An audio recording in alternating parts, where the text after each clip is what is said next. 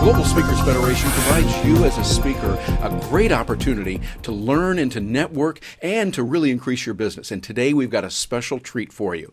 We have joining us right now from her offices in Vancouver, Canada, Cheryl Cran, who is the current president, and she joins us with a smile on her face. Cheryl, good morning. Good morning. It is early morning there for you. And also at this same time, joining us from her office in London, England, well, near London, England, is Lesley Everett. Lesley, thanks for being with us. Hi, Terry. Good to be here. And Lesley is our incoming president. So now, ladies and gentlemen, this is a first. Never before in human history, in the course of human events, have we had the president and the incoming president for the Global Speakers Federation. It's like da-da-da-da. It's kind of dramatic, I think, or at least somewhat. What do you think, ladies? I think it's a little overkill, but we like it. Okay. We Americans go with it, Cheryl. Go with it. So, well, I appreciate both of you joining us right now because we want to send this out to global speakers around the world that are out there. They're working and they're doing many things other than speaking. We're speaking, yes, but also writing. We're blogging. We're coaching. We're consulting. And we're in the midst of a world that, hey, here's today's, as we're recording this now on the 1st of October, 2012. Wall Street Journal says trade slows around world. We're seeing that right now as the headline. So we're saying, hey, it's not just in one country. We're seeing this happen in many countries. Canada probably a little bit better off than a lot of others because they did some things smart than we didn't do here in the States, and Europe tend to blow it there. But, Cheryl, we're going to look to you because you're Canadian and you're the current president right now. What do you see happening for speakers, particularly because of the economy, and what kind of things do you see working best for speakers? I think globally what I'm noticing is the speakers that are doing well, regardless of headlines, on the shocking headlines on Wall Street Journal saying world trade slows, is the speakers who are focusing on being thought leaders are the ones that are surviving any global economic challenge right now. So they're experts, they're branded. They have in this time, I think, more than ever, we need to be thought leaders because we're being looked to for guidance.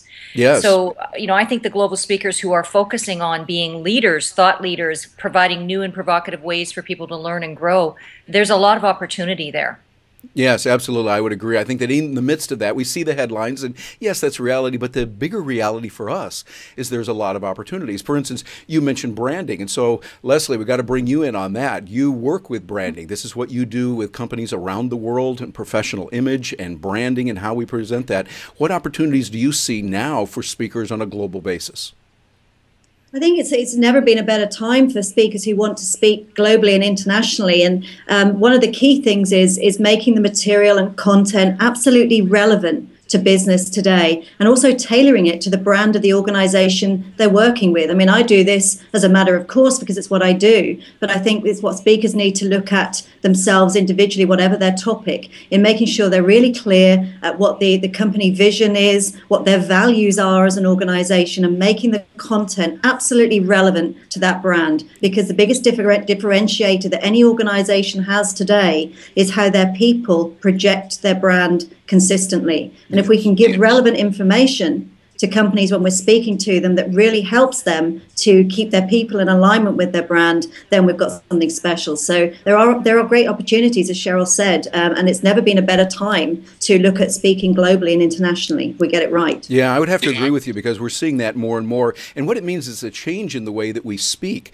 In the past, we would say, well, it's easier to get a new audience than it is to get a new speech. Old Ira Hayes and the quote there. But I think today we have to continually create a new speech. An interview that we had with Global Speakers Federation with Alan Stevens and Paul Dutoit recently. We talked about that when Alan Stevens, a past president of Global Speakers as well as PSA, Professional Speakers Association in the UK, said we've got to go beyond the traditional ways of doing speaking where we just come in, do that speech. We get to know them. And that's really what you're talking about, Lesley, is get to know them so we can really customize and tweak our message toward what they're doing.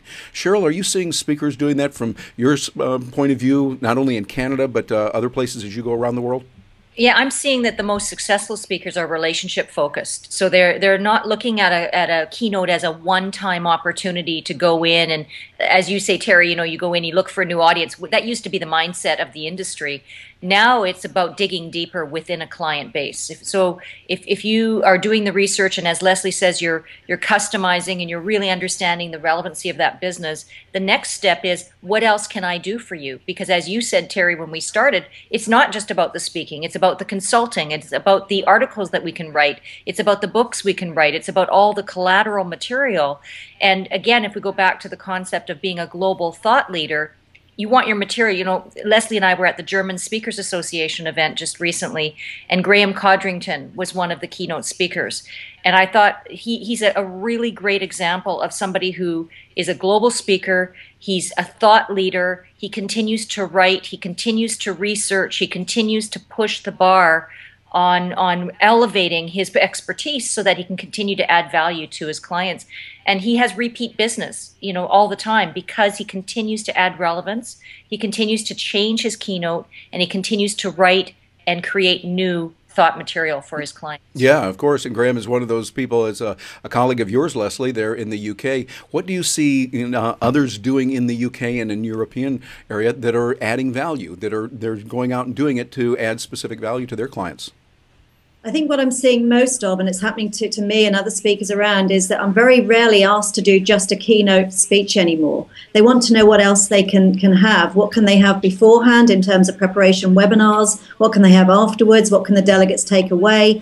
I'm getting involved with a lot of global organizations, and I'm seeing this from other fellows within the PSA as well, in that they're asking to provide, the clients are asking us to provide a program of events that might consist of a number of keynotes, different keynotes, but also training materials afterwards, smaller workshops to go even deeper into the subject area, some one-to-one coaching as well for the executive teams. So I'm seeing what is happening, and this is what's being shared with me, not just in Europe actually, but internationally, beyond Europe as well, is that they're wanting us to go much deeper into the subject matter. And the inquiries I'm getting from emerging markets as well, from India and Pakistan and Russia recently as well, is proving just that. They don't want you to just turn up and do 1 hour. They want lots more. They want in-depth topic area and content. So it's what Cheryl says. It's happening a lot around us internationally, not just in Europe, but particularly in the UK, I'm finding it. Yes, we're seeing that also in the States, and people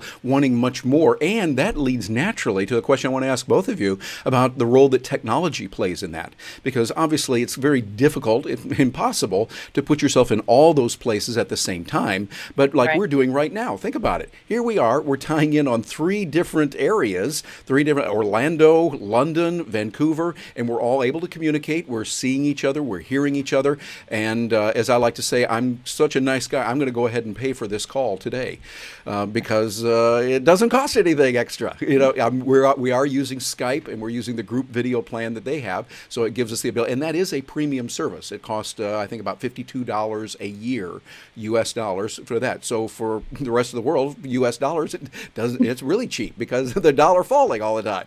But that's a whole other thing. But I do want to ask both of you the role you see technology playing, and give me some specifics of what you're seeing that you're using or that others you know of are using and leveraging that technology to help others. Cheryl, we'll look at you first. What do you see happening? Well, I'll tackle that from a couple of angles. First of all, I think that the fact that we're using Skype right now for this interview is actually, I'm seeing technology of this type being used as an adjunct to the other work that we're doing. So for example, I have a number of multinational clients who say, could you do a follow-up Skype call with our leaders from around the globe? Yes. So I see it as an adjunct. In other words, it's a value add.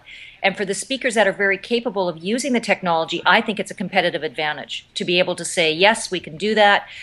We'll do a webinar. We'll use WebEx to do a group session. And so it's not about technology replacing what we do, but it's about supporting it and adjuncting.